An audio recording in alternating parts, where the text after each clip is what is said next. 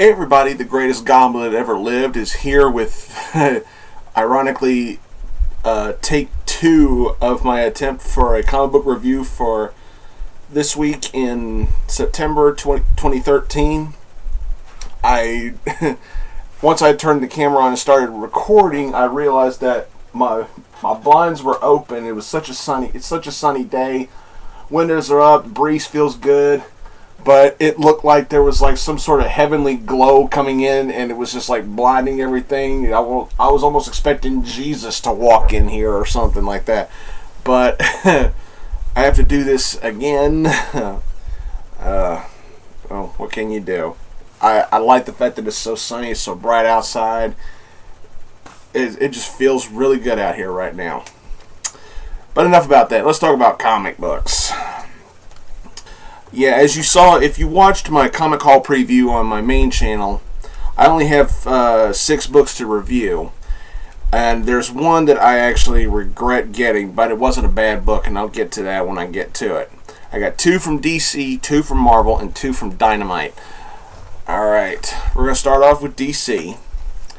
We're going to start off with Harley Quinn, #1, or as you would call it, or some people would call it, Detective Comics 23.2. This is Harley Quinn #1. Not to be confused with the Harley Quinn #1 that we're going to be getting later on this year, or maybe sometime at the beginning of next year as her new series. But this was good. This was really good. This right here, I think, in my personal honest opinion, is an eye-opener to all the people who have basically given up on Harley Quinn. Who thought that ever since the New 52, she's just not the Harley Quinn we all knew and fell in love with. Well, there are still some differences in this Harley Quinn rather than in there are still some differences to Harley now in the New 52 universe. But for the most part, this was a very pleasant read. I really enjoyed it. We don't get to, you tell by the cover they're trying to really sex her up and everything. I get that. I get why that would piss some of the fans off. But when I read this and I looked at the interior artwork, I think is really, really well done. And let me give props to the people who did this. Matt Kent did the writing, and we had Neil Googe on the artwork. The artwork in here, it took a while for me to get used to it, but the further along I got into this book, the more I adjusted to it and the more I liked it. It was really good. In here, we get to see more information on Harley Quinn's origin. We get to see just how intelligent she actually really was before she became Harley Quinn, and of course the train's going to go by. Yeah, of course. Trains just gotta go by. Fuck it, I'm gonna keep going. But even with that being said, shut the fuck up, goddamn train. Yeah, even with that being said, I just couldn't get enough of this. We got to see, like I said before the train started blowing, we got to see more information on Harley's backstory. We got to see just how smart she really is. and we get to see what kind of shit she can stir up when she doesn't have a certain clown holding her down. It's just really good stuff. Of course, we're reminded of the very sickening attachment that she once had for the Joker. It's very well played, very well done in here. It's short and it's simple, but I guess they were going for nostalgia with that. But the crimes that Harley does in this book, ooh, damn! There was something she does with children, mainly children, not all children, but it's mostly children who are unfortunately the victims of what she does at the end, near the end of this book, and I'm like, what? Damn! And I personally got a chuckle as to how she came up with her new costume. I will not ruin how she made her new costume. It just seems so random and so out of nowhere. I'm like, really? That's how she made her new costume? I'm laughing just thinking about it. This was good. I mean, this was really good. Now, will diehard Harley Quinn fans of the past love this book probably as much as I did? I don't know. I honestly don't know. But for the most part, it was solid, great storytelling, and when you really look at this character, when you really give this character a chance, read some of the stuff she's been doing in the New 52. Not just in, Suicide Squad is one thing, but when she gets a spotlight, she'll run with it, and she can get downright nasty. I mean, this was good. This was better than I thought it was going to be, and I knew I was going to grab this because I'm such a big Harley Quinn mark. But, hell, I'll be naming my future daughter after her. But yeah, solid book. I loved it. Great stuff. Great stuff. Alright, next up we have Batman 23.2 or The Riddler #1. Yeah, I really wish they would give credit to who wrote it on the cover instead of having to open it up and remember who wrote it. Scott Snyder and Ray Fawkes, okay, and that was the story. It was written by Ray Fawkes, and we got art by Jeremy Hahn. The artwork in here was great, and the writing was good. It was good. However, after reading this, I thought to myself, should have held back on this one, and I should have gotten Reverse Flash instead. Because this, I'm going to tell you the truth, this particular book just didn't wow me as much as I thought it would. Riddler is one of my personal favorite, Batman villains, and like the Joker, I guess I got my expectations up too high. And when I read it, don't get me wrong, this book was good. It was a good read, but I was expecting more than what I got. It's just, all this basically was Riddler just casually strolling up the floors of Wayne Enterprises and just easily getting by all the defenses, the metal detectors, the guards, all the suits that lock themselves in there and everything. Just wow. I mean, I was expecting a little bit more than this. We get some nice riddles from him. That's his shtick. But I don't know. When I read this book, I kind of felt like I didn't get enough. I'm gonna tell you the truth. It just didn't hit me as hard as I wanted it to. It was good storytelling. The ending was a little bit for me. I looked at the ending of the book and I was just like, I really don't know what else to say. It's just Riddler being vain, being narcissistic, thinking he's, literally thinking that he's actually smarter than everyone on the planet. It's Riddler's MO.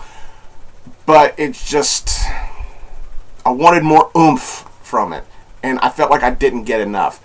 Kudos to the people who worked on this book. I mean, they did a good job, and I could tell that they actually tried. I don't know. It's not a terrible book. It wasn't god-awful. But then again, it's another one of those books that was good, just wasn't great. That's just my personal, honest opinion. If you loved this book, that's fine. It's perfectly fine. If you don't agree with what I had to say about this, then that's okay. Ain't no big deal. Just sharing my personal, honest thoughts. This really didn't wow me. And I actually regretted buying this after I read it. And I was thinking to myself, God damn it, should have gotten Reverse Flash. But I'll get that when I get the chance and the money. Alright, we're going on to Marvel. By the way, I'm not doing any picks of the week this week because this was all I could get. I still had about like 7 or 8 or probably even 9 something books left that I wanted to get, and I couldn't afford them. Alright, starting off Marvel with Fearless Defenders number 9. I love that cover, and I love the inside joke on the cover. I don't think you can see it. It's Danny Moonstar going, okay, now we're just pandering. I mean, this was funny. I'm going to say this again to Mr. Cullen Bunn himself. Cullen Bunn, if you are watching this, and if you are, thank you, but I'm going to say this to you again. Well played. When this particular issue was first advertised in the solicits, I saw them because they were blasted all over the internet, primarily on Tumblr. It advertised that Fearless Defenders were going to start bringing, and this issue, they were going to bring in male heroes to join the team. And it's like, you know what this series has been missing? Dudes! We're going to bring in Venom, we're going to bring in Doctor Strange, we're going to bring in Iron Fist, we're going to bring in Nate Gray, we're going to bring, just this guy and this guy and this guy. And immediately Tumblr just blew up, saying, why the hell are you bringing in male heroes? And I too was one of those fans. I'm like, what was the point? It's like you're taking something that isn't broken and you're trying to fix it. And I'm like, just trying to shoehorn the male heroes into an all-female team book, which has been nothing short of spectacular. For what? And then I read this and I'm like, Mr. Bunn, very, very well played. Yes, the male heroes in here are, Venom, Hercules, Iron Fist, Doctor Strange, Nate Gray, the werewolf, and let's see, who else did they bring in? Did I leave anybody out? Cannonball, yeah, okay, yeah, it's Cannonball, Hercules, Venom, Nate Gray, Jack Russell, the werewolf, Doctor Strange, and Iron Fist. They all meet at an Irish pub. I'm probably giving little hints as to what goes on later on in the book, but I'll get to that.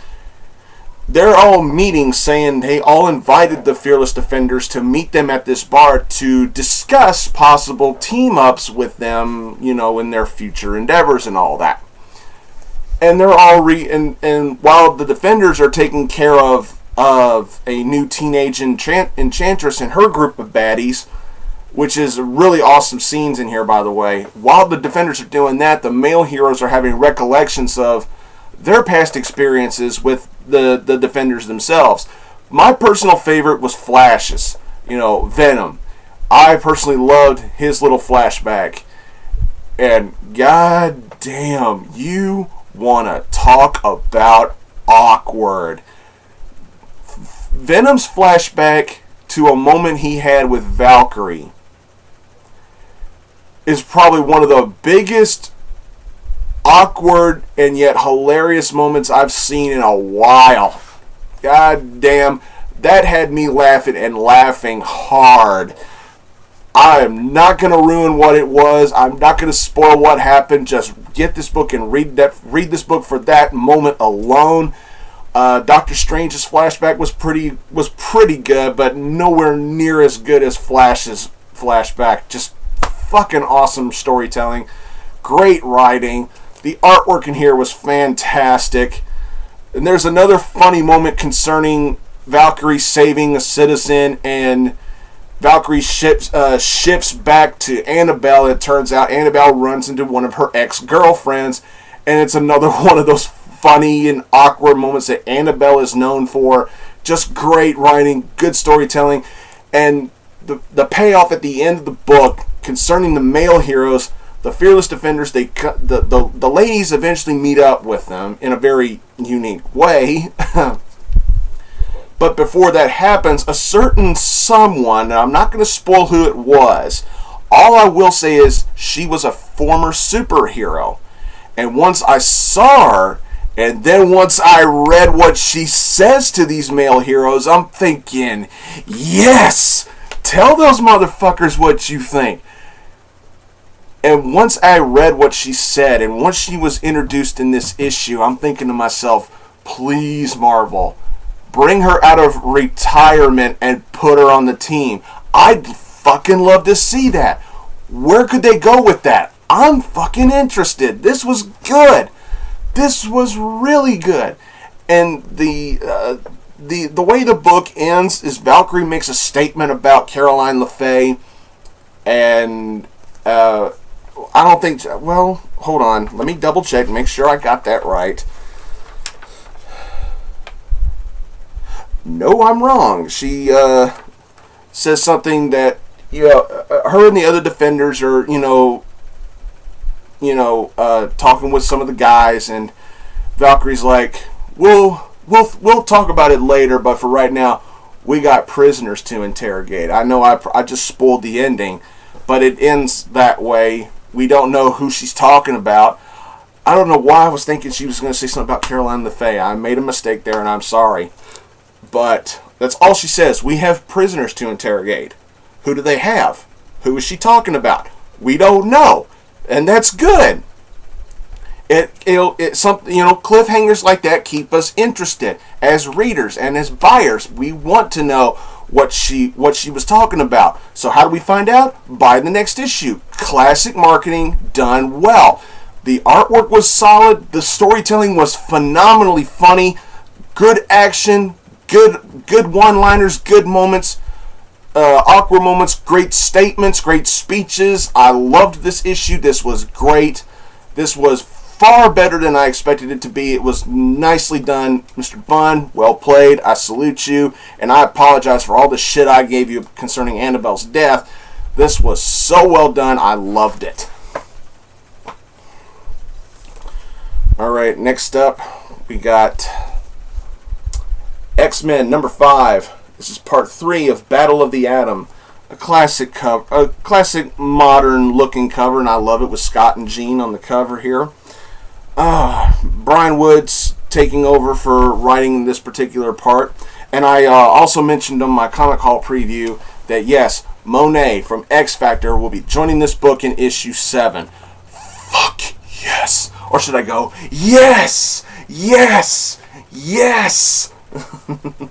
I'm such a nerd. I fucking love it. But, as part 3 of Battle of the Atom rolls along, we get to see, Scott and Jean are still on the run from the current X-Men and the future X-Men, because they all believe, the current and future X-Men believe that they have to go back to their original time. And Scott and Jean are not, let's just say they're not ready to go back. Knowing that now that Jean knows what she's in for when she goes back to her original time, do you really honestly blame her for not wanting to go back there? Because she was basically told that she is going to die twice. And there's just something about the original X-Men in this modern day timeline that really kind of bothers me, and I need to address it now before I forget. I don't know if this issue was resolved in another book that I don't read or whatever, but I need to ask this. What happened to the angle concerning young Jean and young Beast possibly falling in love? It's like they established that young Jean found out that young Hank was in love with her, and they seemed to start a romance together. And then I read further on in the series, and it's like they just completely forgot about that, and now they're having Scott and Jean, and like in this issue, pine for each other. I'm like, did that issue get resolved in another book that I didn't read? I don't know. What the hell happened? That's just me. I don't know. Maybe it got resolved in a book that I bought or a book that I read and I forgot about it. I don't know. But I was just wondering what happened with that, because it just seemed like the angle happened and then it was just written off and forgotten. I don't know. But in here, this was good. We got to see how Charles Xavier's grandson uses Cerebro, and I thought, future tech, yeah, okay, I'll go with that.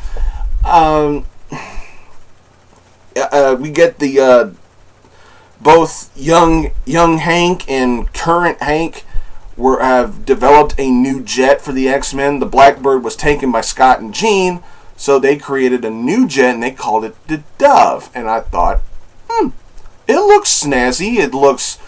But let's be honest, it's just the Blackbird painted white. That's all it is. That's all it looks like. Maybe there's some stuff tricked out on this ride that we don't know about yet, so who knows where they're going with this. But certain members of the team actually come to the aid of Scott and Jean. I'm not going to spoil who they were, but seeing when they came into the story and when they said what they said, you got to start. I'm starting to wonder if I don't know. Are we trying to get pity for the original X-Men? It's like they were brought in. Now they don't want to go back. They're kind of getting that underdog factor that we're supposed to, say, hey, they should stay here. I don't know what they were going with there in the storytelling in here, but the way the book ends,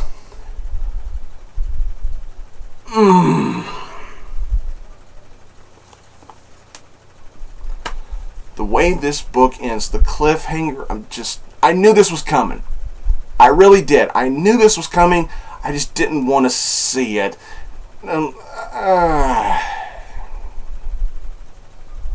I'm not pissed. Not really. But it's just, I'm afraid where they could be going with this cliffhanger. I'm really afraid of where they could go with this. What kind of shit's going to happen. What kind of shit's going to be said near the end of this, as the story progresses. If you read this issue, you probably know where I'm going with this. I don't know.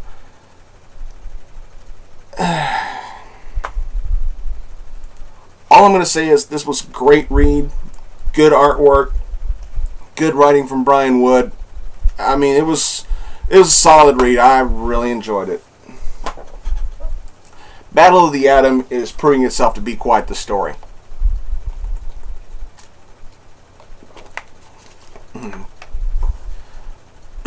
Now we're going to end this with Dynamite. We're going to start Dynamite off with Red Sonja number 3. Oh yeah.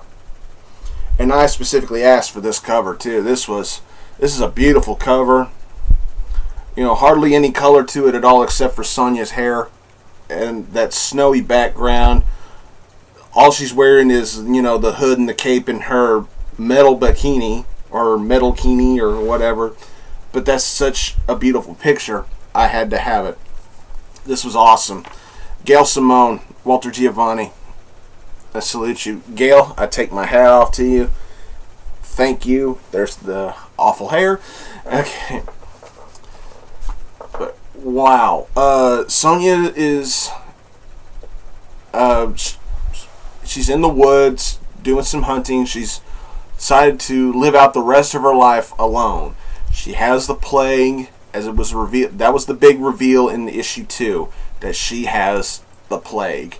And that's all they're calling it, is the plague. They don't say it's the Black Plague. They don't say it's a certain kind of plague. They just refer to it as the plague. That's literally all we need. She's sick. The disease is killing her. That's all we really need to know to progress the story forward. And that's it. That's it. And that's great. And I love that. Simple and right to the point. Good stuff. But what this issue basically was is, Sonja's out, doing some hunting, trying to survive for herself. It's winter time. It's fucking cold as hell. She comes across a white stag, and she even says it's the most beautiful thing she's ever seen, but she can't bring herself to kill it. And then she passes out and starts having hallucinations about her past, primarily a very, very, very tragic moment in her past. Now, normally I would explain the story. I would explain a little bit more about the story, but I don't really think I should. This book was that good. This book was so good, I really don't know if I should say anything else about it because I'm too afraid that I might accidentally spoil the entire book.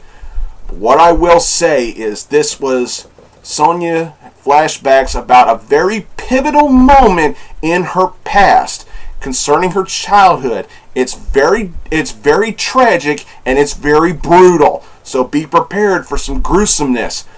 But we also get to see how she first managed to get the stomach to kill when she needed to.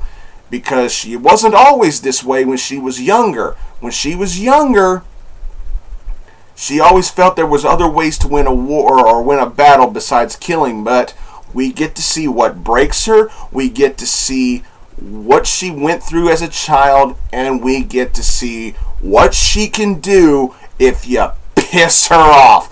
This was fantastic. That's all I'm gonna say. My eyes bugged out at the cliffhanger, and I'm gonna leave it at that. This was a phenomenal read. Gail, I love you to death. You continue to prove why you're my favorite writer. Good stuff. Loved every bit of it. Alright, we're going to end this review with The Spider, number 14. And I just found out not too long ago from my buddy Chris, TheMtVernonKid, that The Spider will unfortunately be ending on issue 18. And that's so sad because this has proven itself time and time and time again to be one of the best comic book series I've read. Not just out of Dynamite, but one of the best comic series I've read in general in the past few years. But let's talk about The Spider number 14. David Liss still doing a phenomenal job at the writing. Ivan Rodriguez continues to kill it on the artwork. I love this cover. As I said in my Comic Hall preview, The Fly is really proving himself to be probably one of the most bastard villains that I've seen in a while. He's one of those old school villains who does what he does, not for spite, he's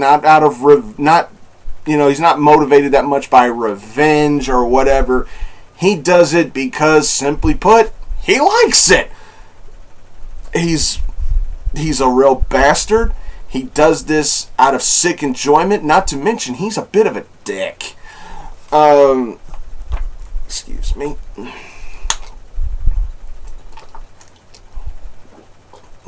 Pardon me. But, wow. This issue right here does a great job of proving my opinion on The Fly. Just good stuff.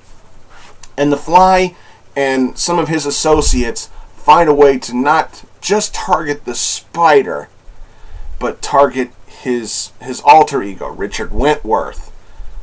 And it's like they're even, Richard's even told, it's like, hey, the Fly's after you. He said, but I'm not the Spider. And he's like, no, he's not going after the Spider. He's going after you. I mean, the Fly is really, really, really making it personal. As if he hasn't put Richard through enough shit. I mean, he's really just pushing that motherfucking button. And it's really, really well thought out, really well written. The drama in here was good. The dialogue was good. The action in here, what we got of it, was very nice. Richard decides to, figuratively fight fire with fire in here. We think the Fly is in this cybernetic armor or something like that. So he's like, what better? So I guess you're thinking, what better way to fight an armored villain with an armored hero? So it's basically an armored character against an armored character, and when the fight's over, you think, okay, he finally got the Fly. Wrong! He didn't. Because when the villain gets unmasked after the fight, I ain't gonna ruin it. This was good. This was really good. And the way the book ends, oh my god. What a fucking bastard. This was great. One of the best books on the shelves today. It's one of Dynamite's best, and I'm so sad that it ends on issue 18. It's been a great series. I don't know why they're giving it the axe. They should keep going with this. Yeah, if you agree with... please tell me if you agree with that statement. Should the Spider just keep going? At least get it to like issue 30 or 40 or hell, try to make it to big 50. But they're ending it on issue 18, which really sucks. Because I think they could get so much more stories out of this character. They really honestly could. But for what I got here, incredible. Loved it. Can't complain about anything hardly at all. Good stuff from Dynamite. Dynamite clearly was the best comic book company out this week, so far out of the books that I've read. Alright, that's all I got for this week, everybody. I want to thank you all for watching. Please subscribe to this channel as well as my Blugoblin01 channel. Don't forget about my bro, my student at TheMtVernonKid, all my friends and family at the Dark Avenger Inc. Plus channel, Mark and Chloe, Fast Stack of Comics, my friends and family at Arkham Comics, Ken and Sarah, thank you for the books, and of course to my girlfriend Jennifer, I love you, baby. Thanks again for watching, everybody, and until next time, I'll see you all later.